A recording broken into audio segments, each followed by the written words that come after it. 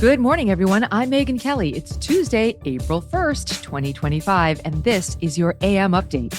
What's happening on Tuesday is a vote for which party controls the U.S. House of Representatives. Wisconsin voters turning out in the state Supreme Court election, an election with national ramifications. Front-running French presidential candidate Marine Le Pen barred from running for office following embezzlement charges. This has been deemed a hate crime. Law enforcement investigating a potential arson attack on the New Mexico State GOP headquarters. And what's really behind President Trump's third term talk? A possible media troll? All that and more coming up in just a moment on your AM update. As President Trump is settling into his new administration, one of the top Democrats in Congress aiming to undermine the Trump agenda is Democrat Senator Dick Durbin of Illinois. And according to our sponsor, the Electronic Payments Coalition, Senator Durbin has a new plan, a government takeover of your credit card.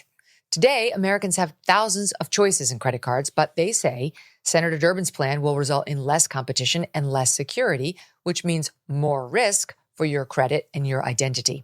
You can learn more for yourself at guardyourcard.org, and you could consider telling your senators to stop Dick Durbin's government takeover of your credit card before it's too late. Today in Wisconsin, voters turning out to decide whether the state Supreme Court will maintain its current 4-3 liberal majority or flip conservative. Conservative attorney Brad Schimmel running against liberal judge Susan Crawford. The race holding national implications at stake, the balance of power in the U.S. House of Representatives. If liberals retain control of the court, the current GOP-drawn congressional map could be thrown out, and with it, 2 Republican U.S. House seats. House Minority Leader Hakeem Jeffries indicating Democrats are planning a challenge. In Wisconsin, that's a 50-50 race because we know Wisconsin's a 50-50 state. Yeah. Whoever wins is going to determine who has the majority in the Wisconsin Supreme Court. Why is that important? Because there are gerrymandered congressional lines right now in Wisconsin. As soon as possible, we need to be able to revisit that. It's the only way for that to be even a significant possibility is if you have an enlightened Supreme Court. And so, I think that's an incredibly important race. Elon Musk rallying Wisconsin voters in a Sunday night get out the vote town hall in the critical swing state. The very important election for Judge Schimmel. Most people don't even know that there's an election at all. They think it's just, some kind of judicial thing that's not that important. But it actually, what they're doing, what's happening on Tuesday is a vote for which party controls the U.S. House of Representatives. That is why it is so significant. And whichever party controls the House, to a significant degree, controls the country, which then steers the course of Western civilization. Currently, the Dems are 100,000 votes ahead. But if the people that voted for President Trump simply vote on Tuesday, we will win. That's actually all it takes. Just vote. Boom, done. Victory. On Monday, the Trafalgar Group releasing a poll showing the candidates in a statistical tie. Ms. Crawford coming in at 50.8%, Mr. Schimmel 49.2%. Much of Mr. Musk's town hall focusing on national issues. Billionaire venture capitalist and Doge team member Antonio Gracias joining in to lay out what he says is a process used by the Biden administration to grant Social Security numbers to illegal aliens. Is when you come in the country, if you're an illegal, there's a couple ways to come in. You come in through a port of entry, and you can tell them you're afraid, and they'll give you an asylum case.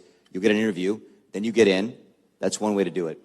Another way to do it, you walk up to a Border Patrol officer, and you tell them you want to come in. They were told to do that, make it an administrative offense under the last administration, and they give you an NTA, a notice to appear, which to appear to judge. Once you're in the country and you got asylum, you can apply for a work document. And then Social Security Administration automatically sends you in the mail your Social Security number. No interview, no ID. It was a massive, large-scale program to import as many illegals as possible, ultimately to change the entire voting map of the United States. Non-citizens must be lawfully present in the U.S. to receive a Social Security number. It's unclear whether the individuals described by Mr. Gracias are defrauding the system with false documents or if the Social Security Administration is issuing numbers without properly verifying legal status. Mr. Gracias followed up with a more concerning claim about these non-citizens. And so we actually just took a sample and looked at voter registration records. And we found people here registered to vote. In this population, yes. And who did vote? And we found some by sampling that actually did vote. And we have referred them to prosecution at the Homeland Security Investigation Service. Yeah. Already. That is already happening. We'll have the results of this election in tomorrow's edition of the AM Update. Frontrunner in the 2027 French presidential election, right-wing candidate Marine Le Pen barred on Monday from running for political office for 5 years. A French court finding Ms. Le Pen guilty of embezzling European Union funds. Ms. Le Pen sentenced to 4 years in prison, only 2 of which have to be served under house arrest and a 100,000 euro fine. Ms. Le Pen's party, National Rally, ordered to pay 2 million euros.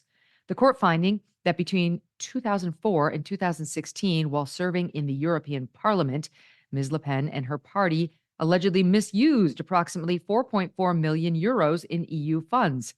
As a member of European Parliament, Ms. Le Pen was allotted funds by the EU to hire parliamentary assistants.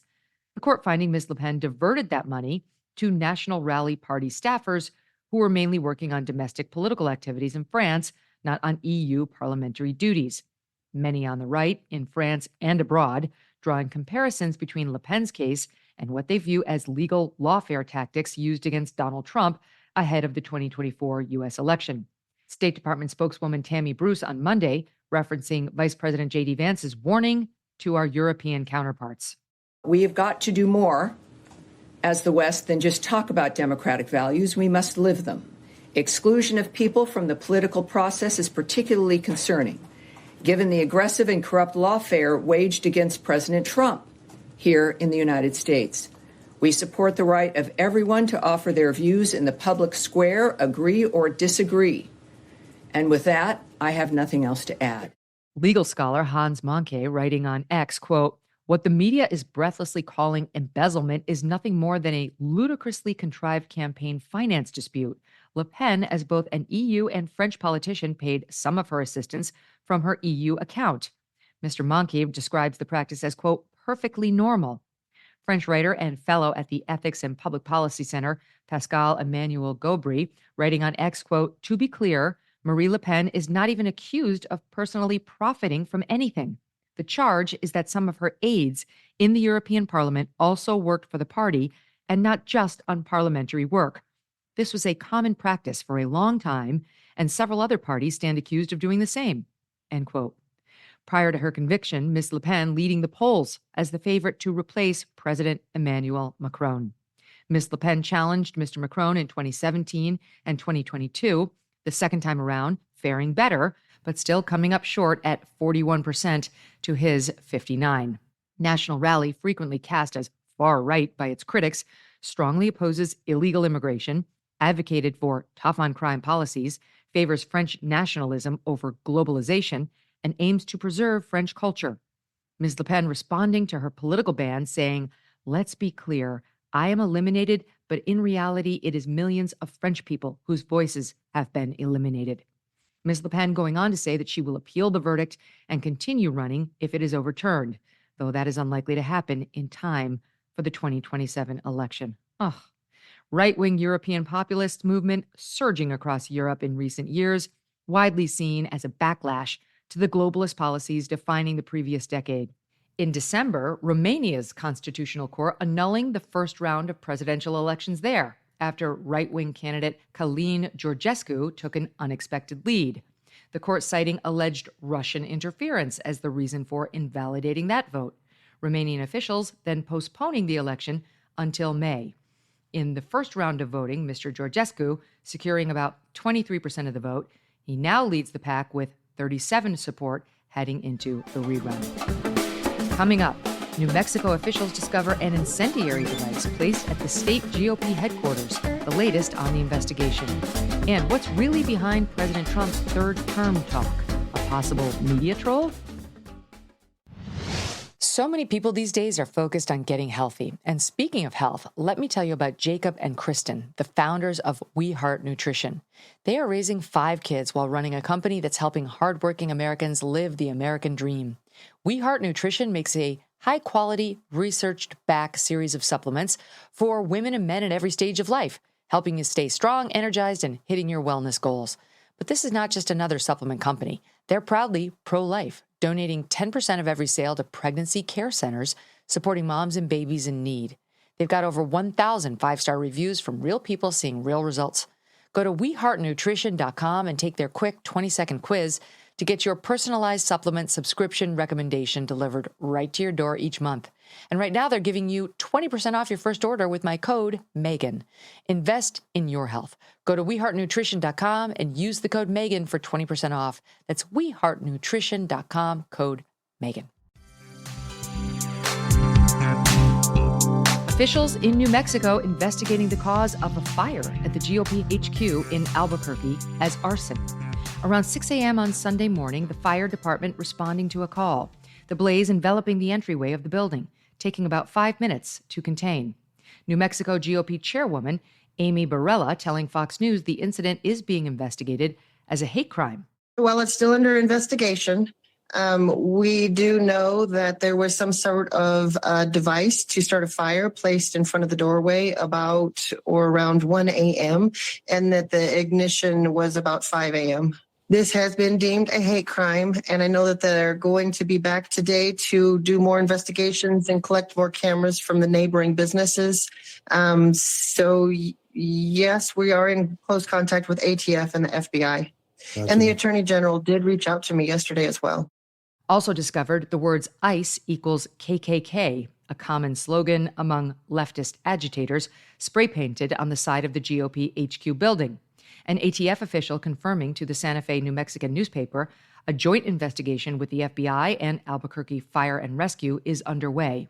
While no suspects have yet been identified, this is the latest act of suspected political vandalism following a series of similar attacks on Tesla facilities in recent weeks.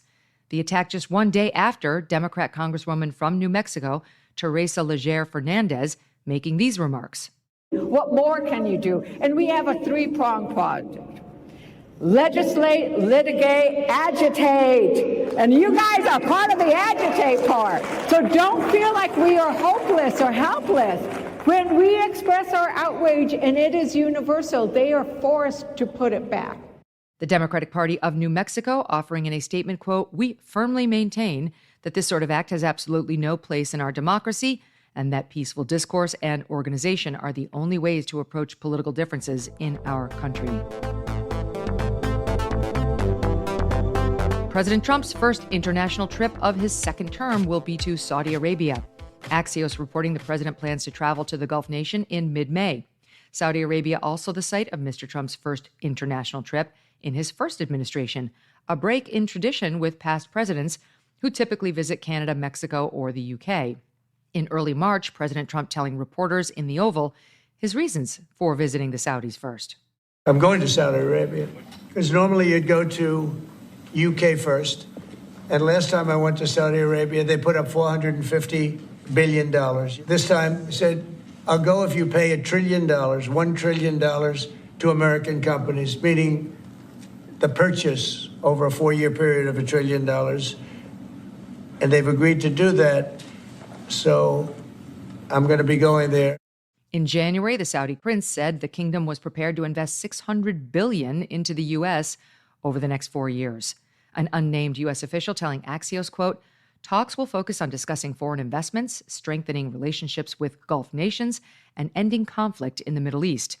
Last week, President Trump announcing his goal of adding more countries to the Abraham Accords, a series of agreements establishing diplomatic and economic ties between Israel and several Arab nations.